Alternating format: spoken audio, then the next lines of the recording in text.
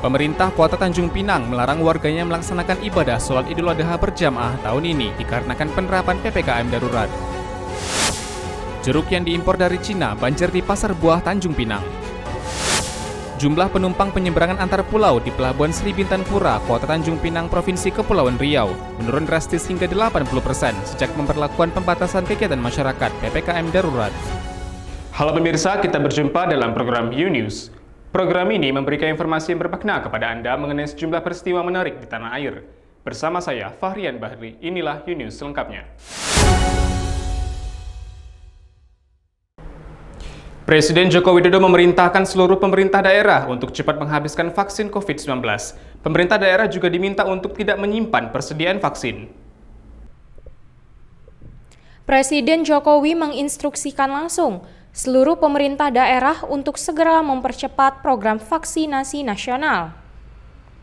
Pemerintah daerah juga diminta untuk tidak menyimpan persediaan vaksin, mengingat penyimpanan stok hanya dapat dilakukan di kantor pusat PT Bio Farma. Stok dosis yang tersedia merupakan simpanan yang digunakan untuk penyuntikan dosis kedua. Saat ini tersedia 19 juta dosis vaksin COVID-19 yang tersebar di seluruh daerah di tanah air. Selain itu, pemerintah daerah diharapkan tidak mengkhawatirkan jumlah stok vaksin.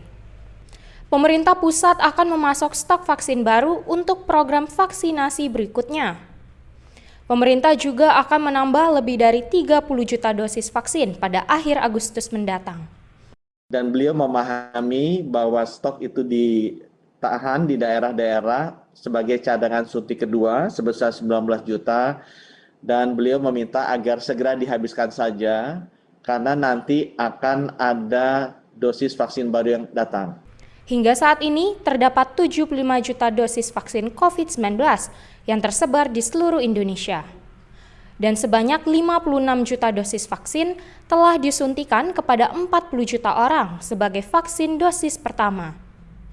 Dari Jakarta, Kantor Berita Antara, UTV, mengabarkan. Pemerintah Kota Tanjung Pinang meniadakan penyelenggaraan ibadah sholat Idul Adha di Kota Tanjung Pinang. Hal ini dikarenakan Kota Tanjung Pinang masih dalam masa pemberlakuan pembatasan kegiatan masyarakat PPKM darurat. Pemerintah Kota Tanjung Pinang meniadakan penyelenggaraan ibadah sholat Idul Adha di Kota Tanjung Pinang.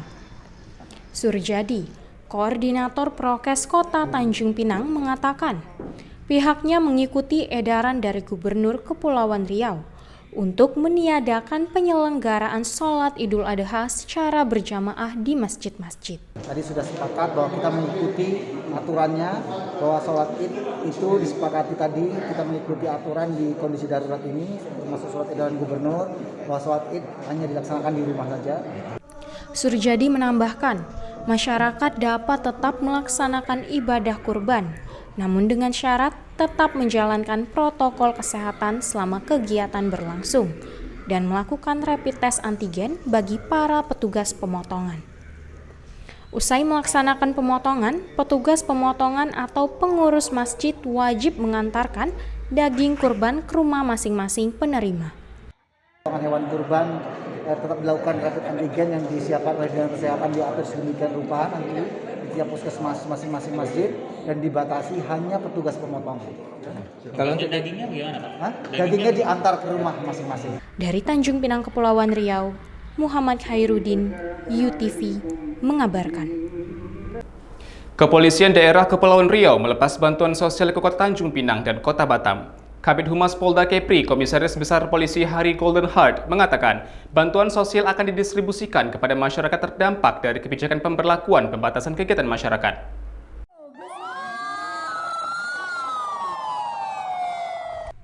Polda Kepri akan memberikan bantuan sosial ke dua kota yang termasuk wilayah yang terdampak kebijakan PPKM darurat di Provinsi Kepulauan Riau. Kabid Humas Polda Kepri, Komisaris Besar Polisi Hari Golden Heart, memastikan bantuan sosial ini akan sampai kepada masyarakat yang terdampak dari kebijakan PPKM darurat. Bantuan tersebut berupa 750 paket sembako dan obat-obatan. Korps Bayangkara juga akan menyalurkan 1 ton beras ke sejumlah warga yang terdampak PPKM darurat.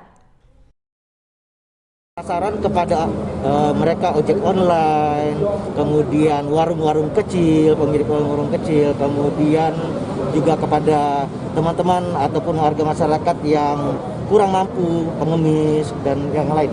Pak, distribusinya seperti apa, Pak? Ya, tentu pendistribusinya kita sudah melakukan mapping, ya, kita sudah memiliki data, ya, dan data ini disinkronkan juga dengan data yang ada di dinas sosial. Golden Heart menambahkan, anggaran penyaluran bantuan sosial tersebut bersumber dari pemerintah. Bantuan yang diberikan tersebut diharapkan mampu meringankan beban masyarakat Tanjung Pinang dan Batam, sehingga penyebaran varian baru COVID-19 dapat ditekan dengan mengurangi aktivitas masyarakat di luar rumah. Dari Batam, Kepulauan Riau, Kantor Berita Antara, UTV, mengabarkan. Konsumsi buah-buahan menjadi salah satu cara untuk menjaga imunitas tetap stabil di tengah pandemi. Salah satu buah-buahan yang direkomendasikan para ahli adalah jeruk. Di Tanjung Pinang, Kepulauan Riau, jeruk yang diimpor dari Cina banjir di pasaran. Berikut liputannya. Buah-buahan adalah salah satu sumber serat makanan yang baik bagi tubuh. Mengkonsumsi buah juga dapat menjaga imunitas tubuh terlebih ketika pandemi. Salah satu buah kaya serat dan mengandung vitamin C adalah jeruk. Pedagang buah di Tanjung Pinang mengatakan, buah jenis jeruk paling banyak dicari di tengah pandemi COVID-19. Jeruk yang paling diminati pembeli adalah jeruk asal Cina. 1 kilogram jeruk Cina seharga Rp45.000, sedangkan jeruk lokal asal Medan Rp25.000 per kilogram. Jeruk mana, Mas? Mas, ini yang paling banyak dicari di ketika Covid ini apa, Mas, ya? Ini, Pak, jeruk ini. Jeruk ya? Itu berapa, Mas, harganya? Jeruk Nova namanya, 40 kilo. 40.000 1 kilo. Ini naik atau turun? Kira-kira bentar lagi naik lah. Oh, gitu. 45 lah. 45. Sekarang harganya 40.000 sekilonya. Ini dari mana, Mas? Dari Cina, Pak. Oh, dari Cina. Oh, oke. Selain jeruk, Mas? Selain jeruk aja sih yang paling banyak. Sama lemon. Sama lemon. Lemon berapa? Lemon 40 juga. Mengkonsumsi buah-buahan dan sayuran sangat bermanfaat bagi kesehatan tubuh, karena banyak mengandung vitamin, mineral, serat, dan antioksidan alamiah. Dari Tanjung Pinang, Dian Pramana, UTV, mengabarkan. Saudara, Kementerian Kesehatan memberlakukan penyuntikan vaksin dosis ketiga bagi tenaga kesehatan. Vaksinasi booster ini diberikan secara perdana bagi senior atau guru besar dari Fakultas Kedokteran Universitas Indonesia. Kementerian Kesehatan memulai vaksinasi dosis ketiga bagi tenaga kesehatan. Vaksinasi booster diberikan secara perdana kepada para senior guru besar dari Fakultas Kedokteran Universitas Indonesia pada Jumat 16 Juli kemarin. Menjadikan kalangan senior sebagai sasaran penyuntikan perdana merupakan upaya untuk mendorong tenaga kesehatan lain agar tak ragu untuk ikut melaksanakan vaksinasi ketiga. Menkes berharap dengan menggunakan jenis vaksin berbeda dari sebelumnya mampu meningkatkan kekebalan para tenaga kesehatan. Para tenaga kesehatan sebelumnya menggunakan vaksin Sinovac pada dosis pertama dan kedua, kemudian melanjutkan vaksinasi booster dengan jenis vaksin Moderna sebagai vaksin dosis ketiga. Harapan kami, kalau para senior ini yakin untuk bisa menerima vaksin booster yang ketiga dengan Moderna, seharusnya para juniornya, murid-muridnya juga bisa mengikuti dengan segera. Jadi harapan saya, segera para nakes ini diberikan booster yang ketiga untuk bisa melindungi mereka, sehingga mereka bisa bekerja dengan baik. Guru Besar FKUI sekaligus Ketua Umum Ikatan Dokter Anak Indonesia, Aman Bakti Pulungan, menjadi salah satu senior dalam menerima suntikan vaksin booster Moderna. Ia meminta seluruh nakes tak menyia-nyiakan kesempatan dan segera mengikuti vaksinasi. Seluruh nakes saya anjurkan untuk dapat yang ketiga. Ya, apalagi untuk varian Delta ini.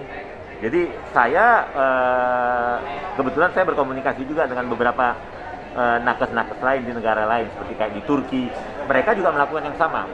Jadi untuk yang ketiga itu diberikan dengan platform yang berbeda.